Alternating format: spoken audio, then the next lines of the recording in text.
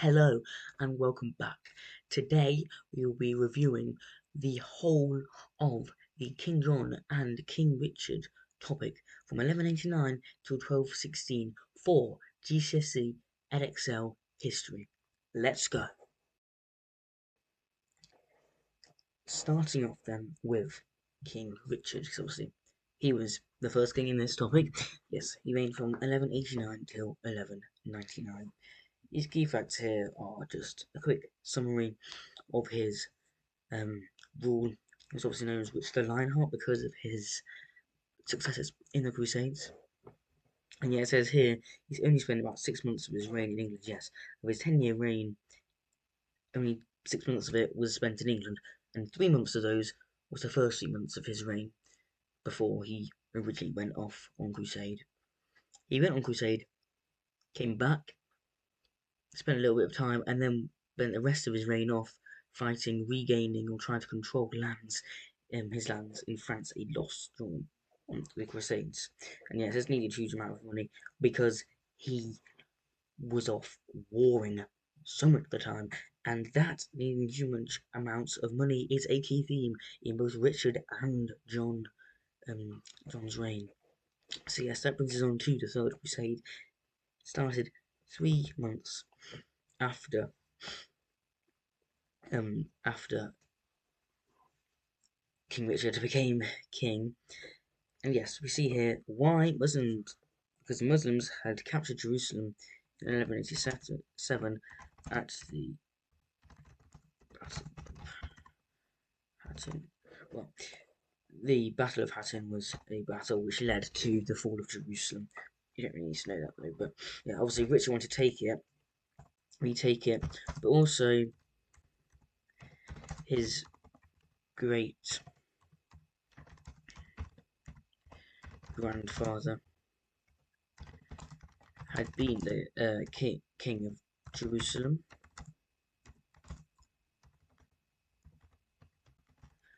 and he wanted to protect pilgrim routes. And obviously, because Jerusalem was, the religious city, the holy city it still is, um, this made him popular, and we get onto that more in John's topic as well, him taking the cross to secure his throne because it pleases the barons. Yes, it says opponent Saladin, Salahadin, Salah Aldin, however you say it, that's how you spell it. You can spell it like that, but the examiners prefer you to spell it that way.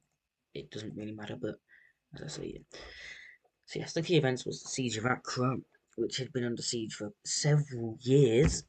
Richard arrived for, and literally within a couple of days, it had already fallen.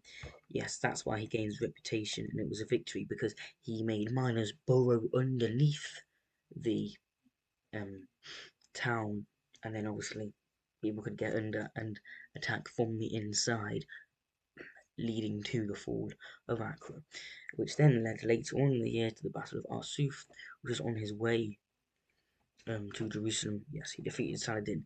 They were vastly outnumbered, but Crusaders win by pushing a charge right at the last minute to ward them off.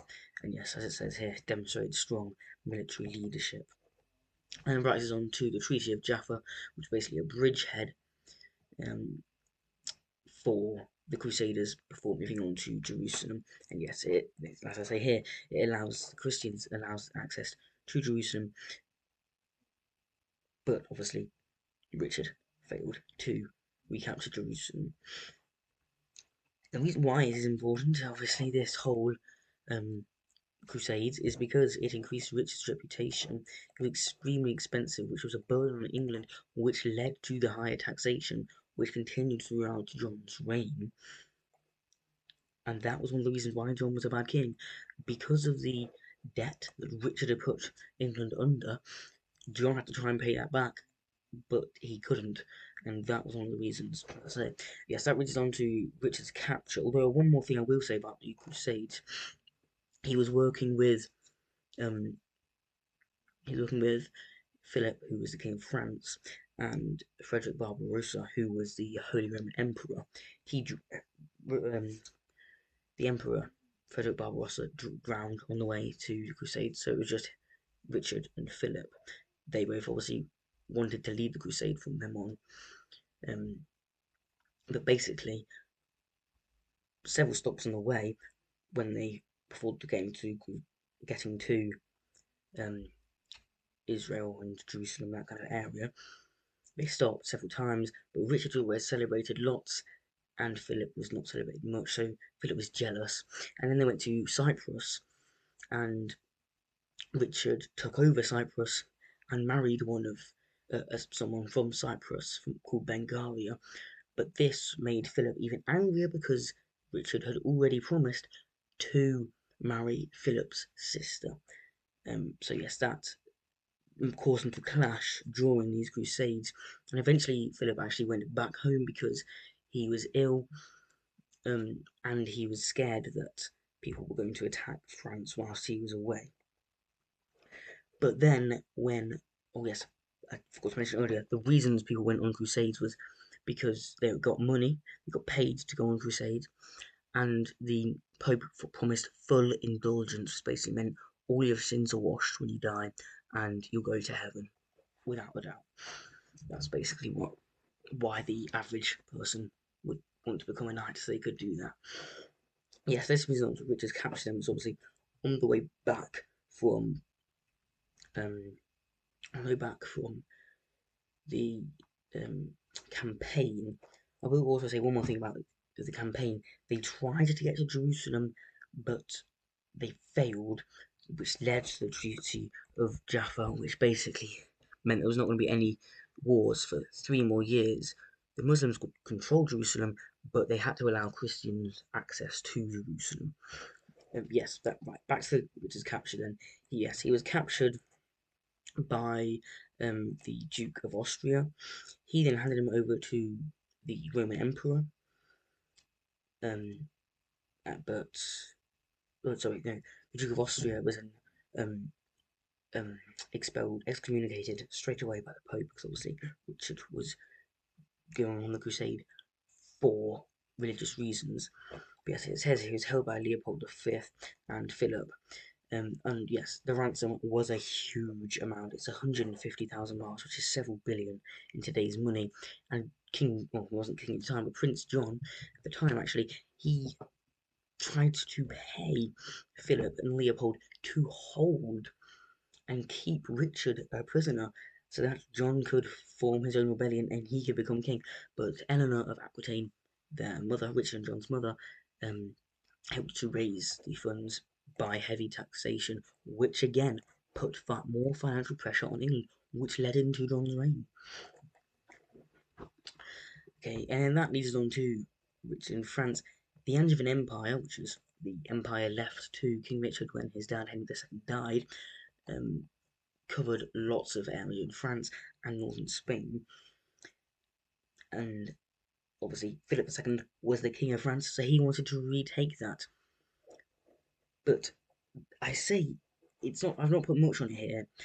Obviously, the main enemy was Philip II because he was the King of France, but it was important because Richard, as I say, he only spent 6 months in England during his 10-year reign. Most of that was on crusades or fighting to get his lands back or get more control over lands like that, like Aquitaine, Anjou, Normandy. Those were some areas of France that he had, or Brittany as well. And yes, but also the Chateau Galliard was built. It was basically a massive castle. It had strong walls. It was on top of a hill, and it had a river around it. So it was on a very strategically strategically strong position. And that was probably one of the reasons why um, Philip was unable to take back much land at all in the Angevin Empire, and why Richard another reason why Richard is viewed as the Lionheart, a successful, brave warrior that he is today. And yeah, I said he was killed during the siege of Chalice, but I don't actually think he was killed because of the siege. People actually think he was killed um, because of dysentery, I think.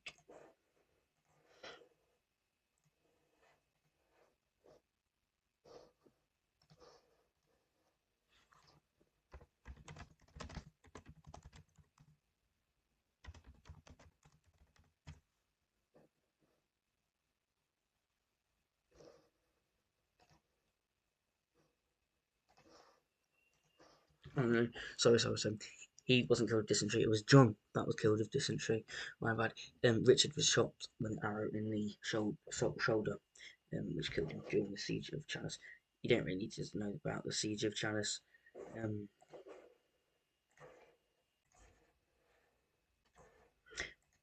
but the siege of Chalice was essentially Richard was trying to take another castle in France, which he was trying to win back, obviously from losing it whilst being imprisoned for around a year.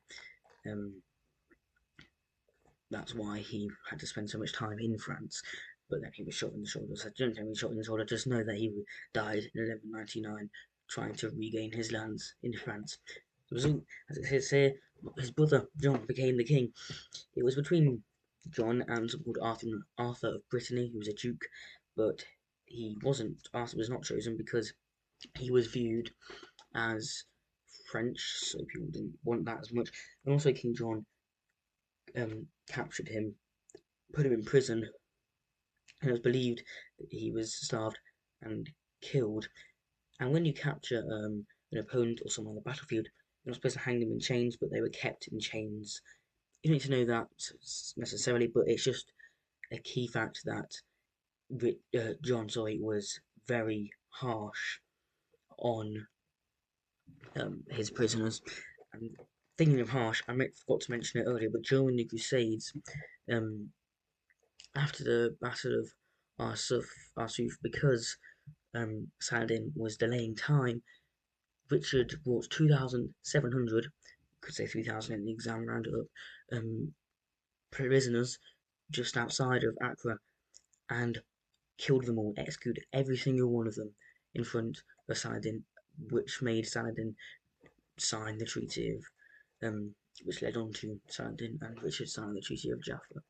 But yes, so Richard actually wasn't as good as people say he was.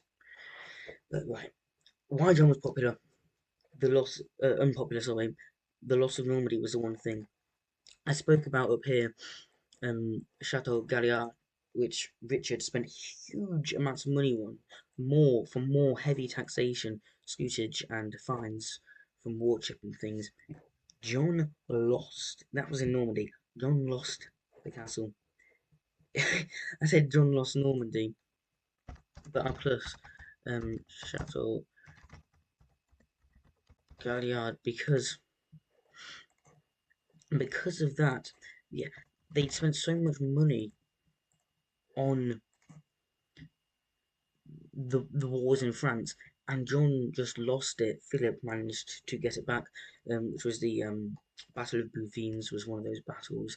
Philip managed to get the land back, which has led to the rise of barons in a way, starting to feel unrest and not liking John as much because of the huge sums of money spent on these wars. It was all gone. Put her a quick exam phrase: the loss of Normandy damaged John's authority. Obviously, you're going to explain on that, use evidence, but that could be one of your points if there was a 12 marker on it, say. Again, financial problems. Scutage is simply the tax paid, knights paying scutage instead of going on military service, instead of, going on military service serving as a knight. And it was a good way of raising money rather than having to tax the public again. As it says, John used it for the wars in France, which was wasted because he lost so much. Yeah, he lost control of Normandy to Philip II, and he also lost other regions of France as well. But yeah, he charged it more frequently, and It was also heavier, like more. He wanted more money of it than previous kings. Richard used it a lot as well during the Crusades, but people didn't mind that as much because it was Crusades. It was a religious war rather than a war trying to keep land they already had and then losing it. And I said the impact barons became angry. And as I say, that was one of the things leading to John's downfall in a way. And yeah, it wasn't leading to a dispute with the church. This was kind of a different thing. But it does, talking about people being angry, it does lead us on nicely to the dispute with the church. It says 1205 to 1213. It was mostly just the Archbishop of Canterbury was 1205. The effects of it led on till 1213. I said the key individual was Stephen Langton. Essentially, John wanted one person as the new Archbishop of Canterbury. The barons wanted someone else, opposing, obviously. John was obviously king, but he needed to please his barons because without the barons' support, he was not going to get very far. Emphasised by the Barons' War later in his reign. So, to settle the debate, Pope chose someone, and neither of them. He chose Stephen Langton, but John refused to accept him, even though Pope was supposed to be God's representative on earth. John believed in the divine right of kings, where God had chosen the king to rule the country. So John thought the king was above the Pope thought that he was above the king, and unfortunately for John, most of the public sided with the Pope because he was the head of the church. And yes, that was why the Pope then decided to put an interdict on the Church of England, the Church in England, sorry, not the Church of England, at 1208, yes, and church services were restricted. Essentially, was the very basic. You might get a 4 marker actually saying name or explain one feature of the interdict, 2 marker,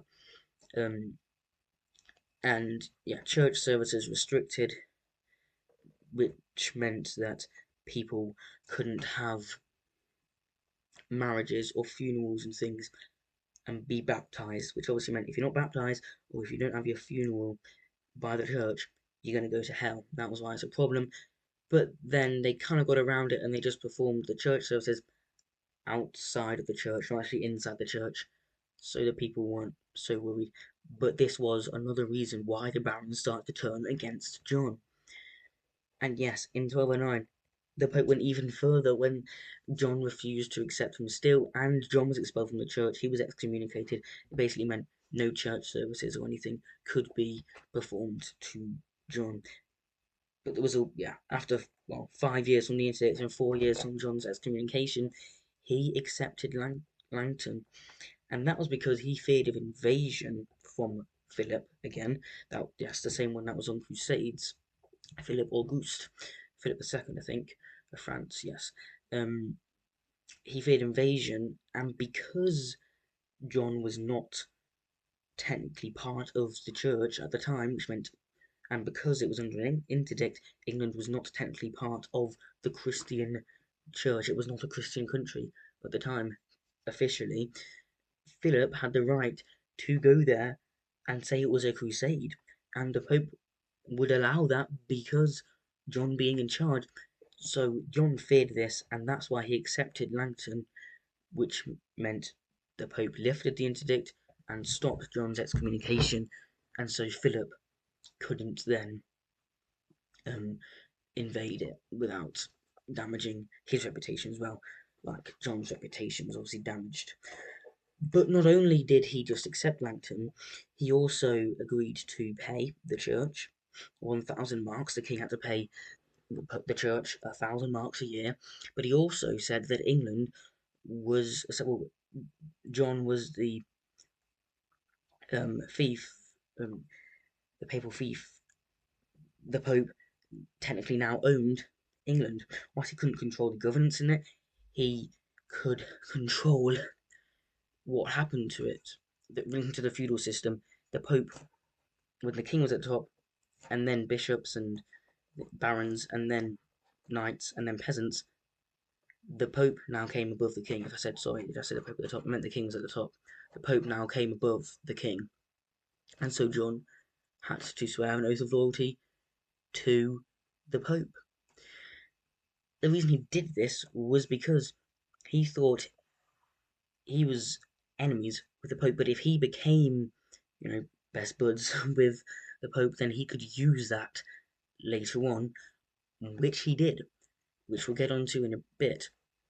As I say here, yes, it damaged John's reputation, which then led to even more failure. He'd already lost Normandy in 1204, and 10 years later, at the Battle of Bouvines, Philip II and obviously French forces completely annihilated John's army, showing John's, he was called a soft sword. He was called John Soft Sword because he was so bad he lost so many battles.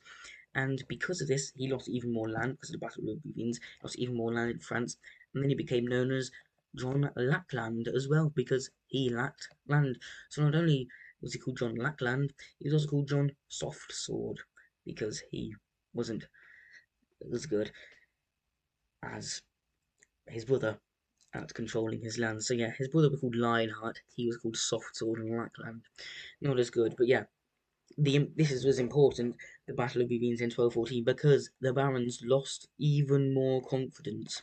They already didn't like him from losing Normandy, but they kind of allowed it because, didn't allow it, but they let it go because he was the king. And then there was the interdict and the excommunication. This was just the thing that tipped it over the edge. The Battle of Bouvines. John's army was defeated. They lost confidence, and yes, it was an immediate cause of rebellion, essentially. In 1215, the baronial rebellion, the first Barons' War. Why? I said, the loss of Normandy 10 years prior. High taxation and scutage. England was in such a bad state from all the money, the barons needed to do something about it. Oh yes, and harsh justice. John essentially he used arbitrary power and controlled the justice system. And only judges approved by him would be allowed to be judges in court. And essentially, it was kind of a dictatorship in a way. Much like lots of people do Nazi Germany, much like Hitler controlled all of his opponents and put them away. It's exactly with corrupt judges. It's exactly what John did here. Yeah, the short-term cause was the defeat at Bouvines. I'm not exactly sure what I mean by that. Right, the cause of it, right?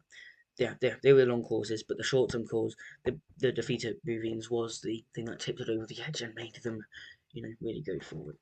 But yeah, and then more in the war was the capture of London in 1215 as well. What happened? Well, as I say, simply the rebels seized London. They took control of London, defeated John's forces there, which meant that John was forced to negotiate. What happened was the rebels went to Bury St. Edmunds and they asked John John sent some of his advisors out to Bury St. Edmunds to negotiate with them, but they couldn't actually agree to anything. So this basically angered the barons more, and the barons said, "Come and face us yourself." John said no, so then the barons decided to continue with the war and force John to go for the Magna Carta. They continued with the war, which led to the capture of London. Which then obviously forced John to negotiate because London was the capital. Yes, then they to the Magna Carta, which was signed in Runnymede. It might be a 12 marker, and one of the points could be use information of Runnymede. So you need to know that was where the Magna Carta was signed. I put the key individuals as John and Stephen Langton. I think, rather than saying Stephen Langton, I mean Robert Fitzwalter, because he was the leader of the rebel barons. So yeah, they were the main individuals at the Magna Carta, and at Runnymede signed the Magna Carta. And essentially, the main terms, I forgot to put clause 1 in here, but clause 1 was that the church was free, and that essentially meant that the church could do what it's like, and John didn't have a say in who would become the next archbishop after Stephen Langton, for example. The church, the English church, would always decide that from now on. And clause 12, there was no taxation unless the Council of Barons would consent to it. You don't need to know it was clause 1, clause 12, clause 39, clause 61, but these are just the main points that you probably need to know. The church was free from John's control. There was no taxation without council consent, and no free person, no free man, which was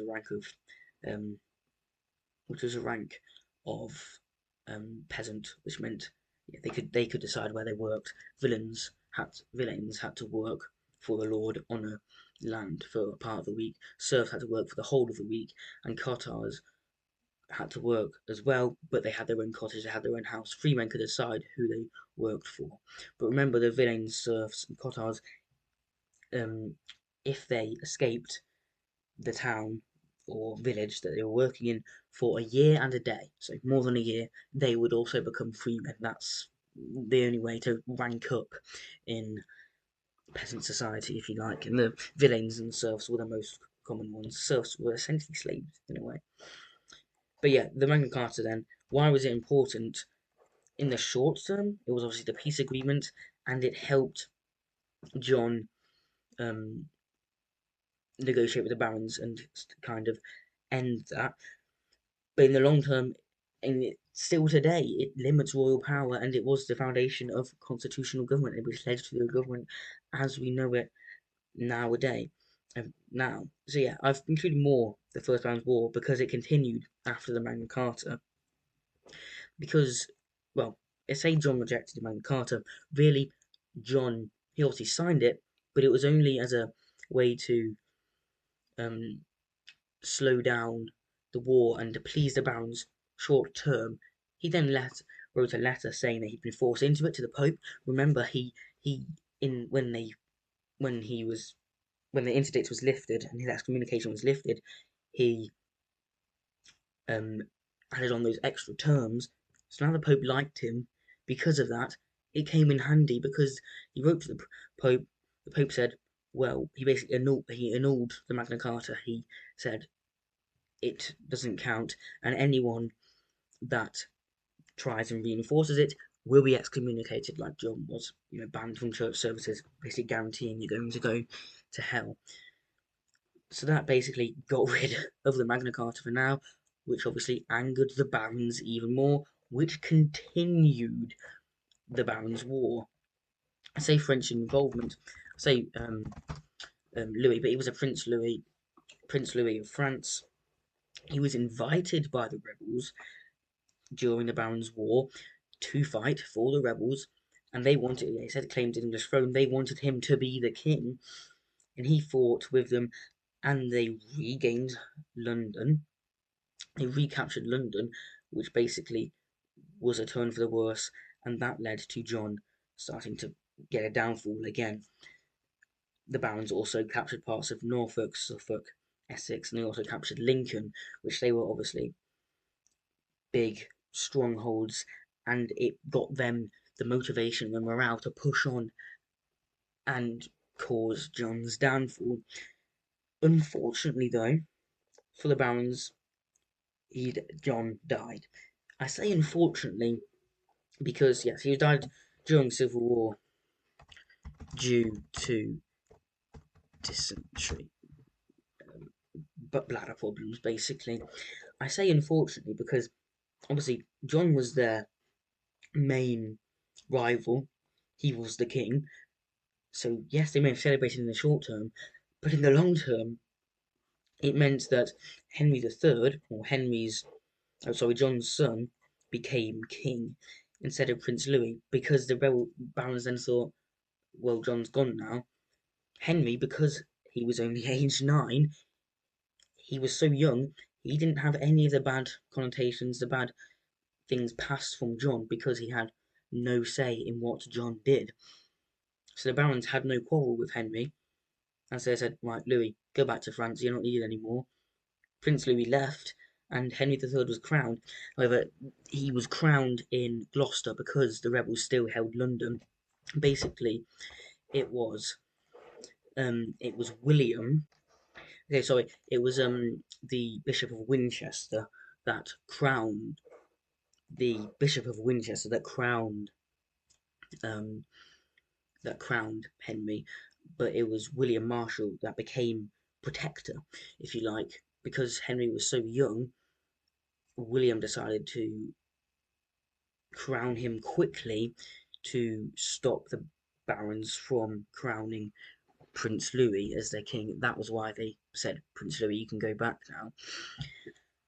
And because of this, it was successful because he was crowned so quickly, and because he didn't have any of those bad connotations. And then William Marshall, he basically became protector, and he ruled in Henry's name until Henry would become old enough. But William Marshall, the important and vital thing that he did, he reinstated the Magna Carta. This was another reason the barons said, Louis, you can go now, because by reinstating the Magna Carta, it ensured that the barons would be happy and prevent further rebellion or continue to rebel against Henry III. And that was basically the end of the Barons' Rebellion until the second and third Barons' Rebellion, but that's not part of this topic. Um, but yeah, that was a vital thing. So that leads on to that's the overview of the main topic, but that leads on to the most important individuals. Richard I, the Third Crusade, and wars in France. John was a Magna Carta because of losing land in France. Remember, Richard had heavy taxation and scutage. People didn't mind it as much because it was for the Crusades. But then his ransom further, it was 100,000 marks or something, and that further worsened the financial burden on England, which led over into John's reign, and that caused, and then furthered by the loss of Normandy and the Battle of Bouvines, he lost support, and the barons went against him, forced him to sign the Magna Carta, which obviously was reinstated in 1216. That's what I mean by the long-term cause, as I said earlier. Philip II, he took Normandy and Bouvines, obviously. Saladin was Richard's crusading opponent. Stephen Langton, that's why I put him on here, because he helped at the Magna Carta negotiations, I think, but obviously also he was the Archbishop the Pope chose. And then, yeah, Pope Innocent III he chose Stephen Langton, which obviously led to the interdict and excommunication. And then he also annulled the Magna Carta. The reason he didn't do it the second time was because Henry III didn't appeal.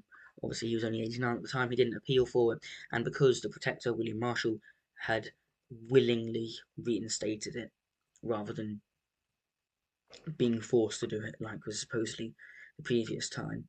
And yeah, Prince Louis and Robert Fitzwalter with the First Barons' War, and obviously Prince Louis with his succession claim as well.